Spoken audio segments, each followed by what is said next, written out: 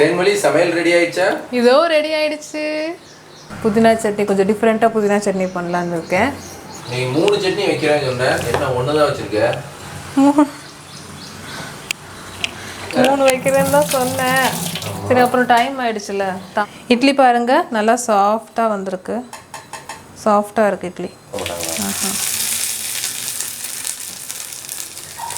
அப்படியே இட்லி மேலேயே ஊற்றலாம். அப்படியே இட்லியில் நல்லா இஞ்சிரும் சட்னி. தேன்மொழி சமையல் ரெடியா? இதோ பண்ணிகிட்டே இருக்கேன். என்ன பண்ணிட்டு இருக்க? இட்லிக்கு நைட்டு மாவு ஆட்டி வச்சுருந்தேன். மாவு நல்லா புளிச்சு வந்திருக்கு. இட்லி ஊற்றினா நல்லா வரும். அப்படியா? சூப்பர். இட்லிக்கு சட்னி, புதினா சட்னி. புதினா சட்னி கொஞ்சம் டிஃப்ரெண்ட்டாக புதினா சட்னி பண்ணலான்னு இருக்கேன். அப்புறம் இட்லி பொடி, கருப்பு உளுந்தில் இட்லி பொடி அரைச்சி வச்சுருக்கேன். அந்த பொடி இருக்குது. அந்த கருப்பு உளுந்தோட ரெசிபி வந்து நம்ம சேனலில் இருக்குது, செக் பண்ணி பாருங்கள். நல்லா டேஸ்ட்டாக இருக்கும். நார்மல் உளுந்தை காட்டிலும் கருப்பு உளுந்து நல்ல ஹெல்த் பெனிஃபிட்ஸ் இருக்குது. அது நல்லாவும் இருக்கும். செஞ்சு பாருங்கள் நீங்களும். ஹாய் ஃப்ரெண்ட்ஸ், இது உப்பு காரம் சமையல். நான் உங்கள் தேன்மொழி. நம்ம சேனலில் நிறைய குக்கிங் வீடியோஸ் போட்டிருக்கோம். நீங்கள் இன்னும் பார்க்கலன்னா அதை ஒரு டைம் போய் பார்த்துட்டு வாங்க. இன்னும் நம்ம சேனலை சப்ஸ்கிரைப் பண்ணாமல் இருந்தீங்கன்னா சப்ஸ்கிரைப் பண்ணிவிடுங்க. இப்போ இட்லி ஊற்றி வச்சிடலாம். இட்லி தண்ணி அங்கே சூடு பண்ணியிருக்கேன். இட்லி பாத்திரத்தில் கொஞ்சம் மாவை கொஞ்சம் ரொம்ப கட்டியாக இருக்க மாதிரி இருக்குது. அதனால் மாவு கொஞ்சம் நெகுத்தில் ஆக்கிட்டு அதுக்கப்புறம் தான் இட்லி ஊற்ற போகிறேன்.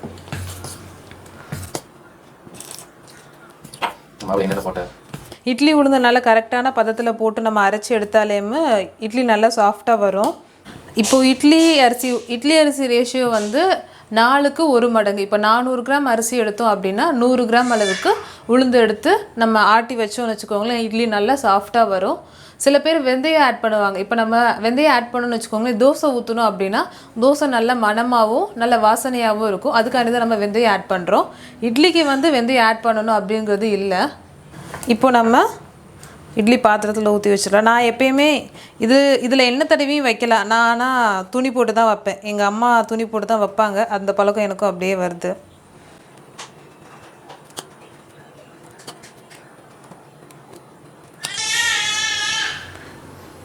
தண்ணி நல்லா சூடு பண்ணிட்டேன்.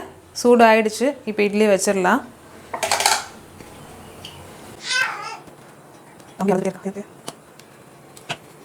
நான் எப்பயுமே இட்லி கொஞ்சம் குட்டி குட்டியாக தான் ஊற்றுவேன். ரொம்ப பெருசாக ஊற்றினா எனக்கே சாப்பிட பிடிக்காது. ஸோ அதனால் கொஞ்சம் சாப்பிட பிடிக்காதுன்னா அப்போ மினி இட்லி போட வேண்டியதானே? மினி இட்லி பண்ணுறது என்கிட்ட இல்லையா? மினி இட்லிலாம் எனக்கு ரொம்ப பிடிக்கும் தெரியுமா? அப்போ சாம்பார் இட்லி, பொடி இட்லி அந்த மாதிரி பண்ணலாம். ஆனால் அந்த இட்லி மேக் பண்ணுறது இது என்கிட்ட இல்லை. இப்போ நம்ம எப்பயுமே இட்லி வைக்கும் போது இந்த ஹோல்ஸ் இருக்கும்ல, இந்த ஹோல்ஸுக்கு நேராக தான் அடுத்த இட்லி வந்து இங்கே மேலே இருக்க தட்டு வந்து வைக்கணும். அப்படின்னா தான் அந்த ஹோல்ஸ் வரைய ஆவி வந்து இந்த மேலே இருக்க இட்லி வந்து வேகும். அதுக்காண்டி தான் அந்த மாதிரி வைக்கணும். என்னோடய இட்லி பாத்திரம் வந்து ரொம்ப சிறுசாக இருக்கும். அதனால கீழே இப்போ மேல் வைக்கிற தட்டு வந்து அடியில் இட்லி கூட படும். ஸோ இதை மாற்றணும்னு சொல்லிகிட்ருக்கேன். அம்மா வேறு வாங்கி வச்சுருக்கேன், நீ வந்து வாங்கிக்கோன்னு சொல்லியிருக்காங்க. அங்கே ஊருக்கு போயிட்டு வாங்கிக்கணும். அம்மா கிட்டே இருக்குது.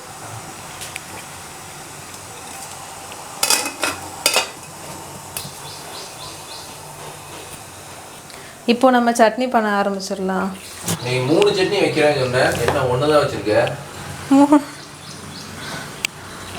3 வைக்கிறேன்னு தான் சொன்னேன். சரி, அப்புறம் டைம் ஆயிடுச்சுல. தம்பிக்கு சாப்பாடு கொடுக்கணும். அதனால ஒரு சட்னி தான் வைக்க போகிறேன். ஒரு சட்னியாக நல்லா இருக்குமா? நல்லா டேஸ்ட்டாக இருக்கும். பார்க்கலாம். பாருங்கள், கடையிலேருந்து வாங்க பாக்ஸ் எல்லாம் வேஸ்ட் பண்ணாமல் அப்படியே அதிலே இந்த மாதிரி ஸ்டோர் பண்ணி வச்சுட்டேன். ஸ்டோர் பண்ணுறதுக்குன்னு தனியாக பாக்ஸ் எதுவுமே வாங்கலை. இருக்கிற பாக்ஸை அப்படியே யூஸ் பண்ணிக்கிட்டேன். புதினா சட்னி தானே பண்ண போகிறோம். ஸோ அதனால் புதினாவை கொஞ்சம் எடுத்து வாஷ் பண்ணி வச்சிடலாம். புதினாவில் நிறைய மண் அந்த மாதிரி இருக்கும். ஸோ நல்லா வாஷ் பண்ணிவிட்டு நம்ம யூஸ் பண்ணிக்கலாம். இதை எப்படி ஸ்டோர் பண்ணியிருக்கேன் அப்படிங்கிறத இன்னொரு வீடியோவில் போடுறேன். நான் எந்த மாதிரி ஸ்டோர் பண்ணி வச்சுருக்கேன் அப்படின்னு. கொஞ்சம் நேரம் தண்ணியில் இருக்கட்டும். அதுக்கப்புறம் அந்த மண்ணெல்லாம் அடியில் ஸ்டோர் ஆகிடும். அதுக்கப்புறம் நம்ம நல்லா வாஷ் பண்ணி எடுத்துடலாம். இப்போ தேங்காய் கட் பண்ணிடலாம். நான் எப்பவுமே தேங்காய் சட்னிக்கு வந்து தேங்காய் வந்து இந்த மாதிரி தான் கட் பண்ணி தான் அரைப்பேன். சில பேர் வீட்டில் வந்து பூவாக எடுத்து போடுவாங்க. தேங்காய் துருவியே அப்படியே வச்சுருப்பாங்க, ஸ்டோர் பண்ணி வச்சுருப்பாங்க. நான் வந்து இப்படியே கட் பண்ணி ஃப்ரெஷ்ஷாக தான் அப்படியே அரைச்சி போடுவேன். இப்போ நான் துருவணும் அப்படின்னாலும் எனக்கு கஷ்டம். கிரைண்டரை எடுத்து துருவி பண்ணுறதுக்கு நான் இந்த மாதிரி குட்டி குட்டியாக கட் பண்ணி அப்படியே போட்டுப்பேன். இப்போ தேங்காவை நீங்கள் ஸ்டோர் பண்ணணும் அப்படின்னா இந்த மாதிரி ஸ்லைஸ் பண்ணி கட் பண்ணிவிட்டு ஒரு தண்ணியில் போட்டு ஃப்ரெஷ்ஷாக இருக்கணும். சில நேரம் நம்ம தேங்காய் மூடியோடு வச்சோன்னு வச்சுக்கோங்களேன், இந்த சுற்றியெல்லாம் ஒரு மாதிரி ஆகிடும்.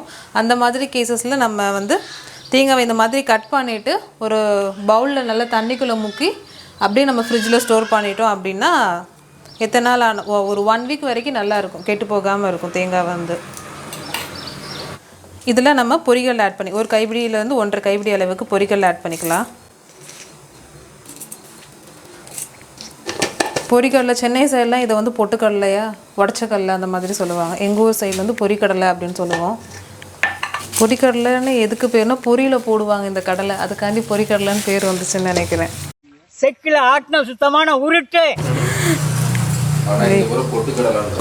இங்கே சென்னை சைடு ஃபுல்லாக பொட்டுக்கடலை உடச்சக்கடலை. ஓ, இப்போ இதை வந்து புதினாவை நல்லா வாஷ் பண்ணிடலாம்.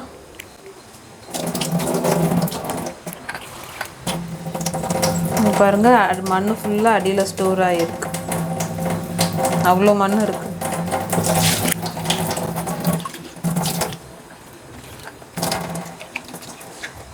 ஸோ 2-3 தடவை நல்லா வாஷ் பண்ணிக்கலாம். அப்படின்னா தான் அந்த மண் எல்லாமே நல்லா சுத்தமாக போயிடும்.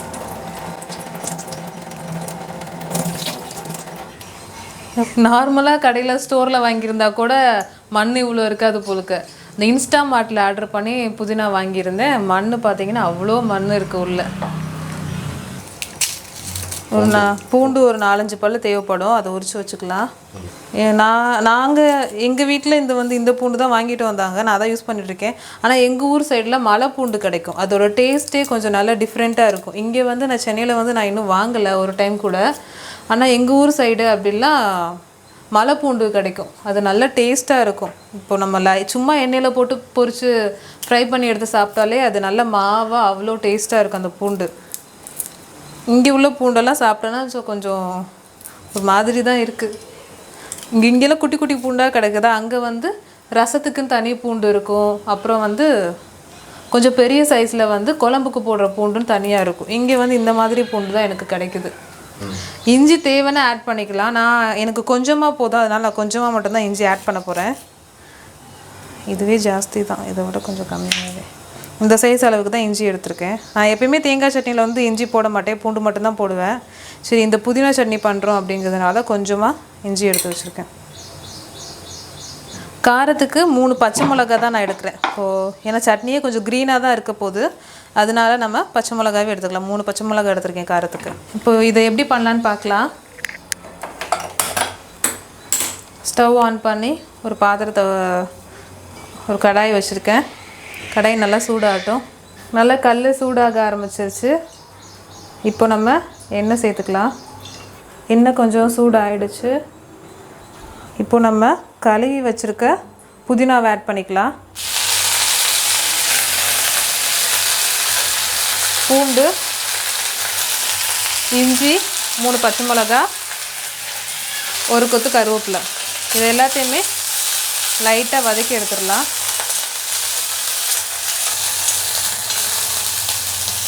கொஞ்சம் தள்ளிக்கோங்க, சவுண்ட் இல்லாமல் போகும். இந்த சட்னி ரொம்ப சிம்பிளாகவும் இருக்கும், நம்ம ஈஸியாக பண்ணிடலாம். யூஸ்வலாக தேங்காய் சட்னி பண்ணுறதை விட இந்த சட்னி பண்ணி பார்த்தீங்கன்னா டேஸ்ட்டு வந்து அவ்வளோ டேஸ்ட்டாக இருக்கும், அல்டிமேட்டாக இருக்கும். டேஸ்ட் பண்ணி பார்த்தீங்கன்னா நார்மல் தேங்காய் சட்னியை காட்டிலும் இந்த மாதிரி புதினா போட்டு பண்ணும்போது டேஸ்ட் நல்லாயிருக்கும். கண்டிப்பாக நீங்களும் இதை ட்ரை பண்ணி பாருங்கள். ரொம்ப நேரம் வதங்கணும்னு கிடையாது, புதினா வந்து கலர் சேஞ்ச் ஆக ஆரம்பிச்சிடும். ஸோ நம்ம ஸ்டவ் ஆஃப் பண்ணிடலாம். இப்போது புதினாவோட குவான்டிட்டி வந்து நிறையா இருக்கணும்னு கிடையாது, ஒரு கைப்பிடி இருந்தாலே கரெக்டாக இருக்கும். இப்போ இதை ஒரு பிளேட்டில் மாற்றி ஆற வச்சிடலாம்.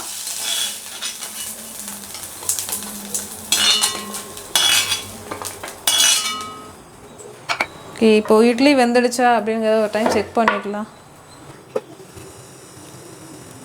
இட்லி நல்லா வெந்துடுச்சு. இப்போ நம்ம எடுத்துடலாம்.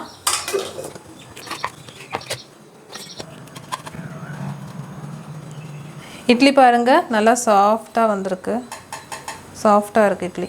இப்போ அடுத்த பேட்ச்சு எடுத்துடலாம். இங்கே பார்த்தீங்களா மேல் தட்டு வந்து அடித்தட்டில் ஒட்டி எனக்கு அது ஓட்டையாக வந்திருக்கும். இந்த அடித்தட்டு எப்போயுமே மேக்ஸிமம் வைக்க மாட்டேன். சரி சீக்கிரம் வேலை முடியணும் அப்படின்னா மட்டும்தான் அடித்தட்டு வந்து வைப்பேன். பாத்திரம் குட்டியாக இருக்கிறதுனால எனக்கு அடித்தட்டு வந்து சில நேரம் தண்ணியாக இருக்கும். இட்லி வந்து தண்ணியாக இருக்க மாதிரி இருக்கும். இப்போ நம்ம இதை அதில் போட்டு அரைச்சிட்டு வரலாம்.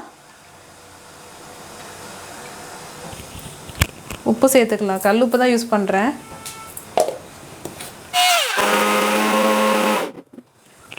இந்த மாதிரி அரைச்சிட்டு வந்துட்டேன். இப்போ இது ஒரு பாத்திரத்துக்கு மாற்றிடலாம். கொஞ்சம் தண்ணியாக இருந்தால் இந்த சட்னி நல்லா இருக்கும். நம்ம இட்லியோட நல்லா தண்ணியாக ஊற்றி சாப்பிட்டோம் அப்படின்னா நல்லா டேஸ்ட்டாக இருக்கும்.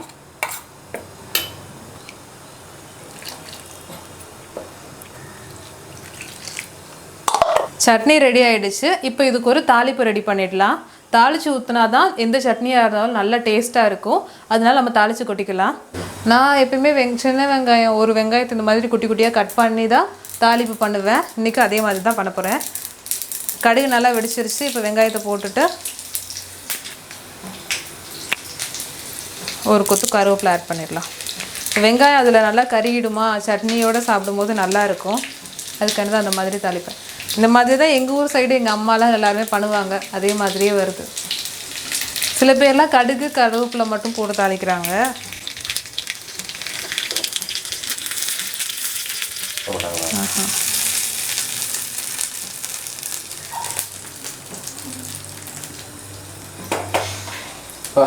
ஸ்மெல்லு பயங்கரமாக வருது. தாளிச்ச ஸ்மெல்லு. நம்ம தாளித்து கொட்டினாலே அதோட ஃப்ளேவர் அந்த டேஸ்ட் எல்லாத்தையுமே செம்மையாக மாற்றிடும். க்ரீன் சட்னி அது. இது க்ரீன் சட்னி தான். ஆனால் அது ஒரு புது பேர் மீன் chutney, coconut mint chutney. Coconut mint chutney. Okay. இது வந்து நல்லா டேஸ்ட்டாக இருக்கும். சட்னி வந்து செம்மையாக இருக்கும். இட்லியோடு சாப்பிடும்போது டேஸ்ட் வந்து அல்டிமேட்டாக இருக்கும்.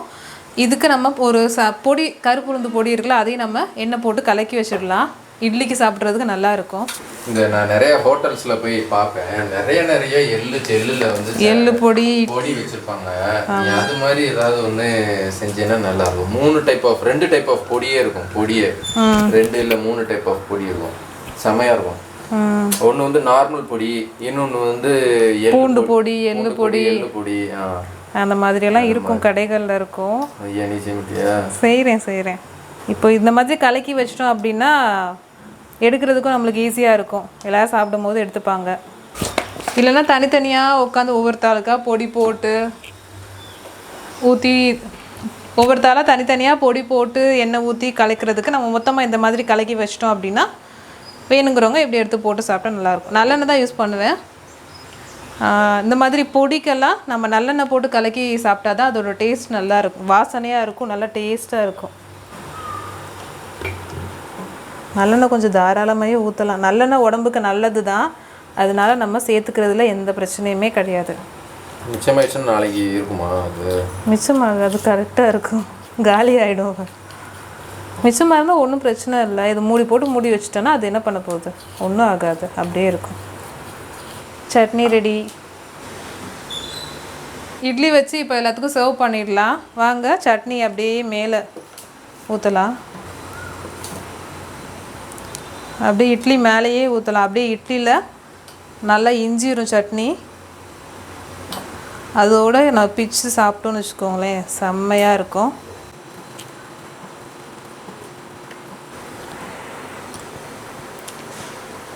சட்னி சூப்பராக இருக்கும். நீங்களும் கண்டிப்பாக உங்கள் வீட்டில் இந்த மாதிரி சட்னி ட்ரை பண்ணி பாருங்கள். 4 இட்லி என்ன, இன்னும் ஒரு 2 இட்லி கூட உள்ளே இறங்கும். கண்டிப்பாக ட்ரை பண்ணி பாருங்கள். என்னோடய வீடியோஸ் எல்லாத்தையுமே தொடர்ந்து பாருங்கள். என்னோடய சேனலுக்கு சப்போர்ட் பண்ணுங்கள். தென்மொழி சமையல் ரெடி ஆயிடுச்சா? இதோ ரெடி ஆயிடுச்சு.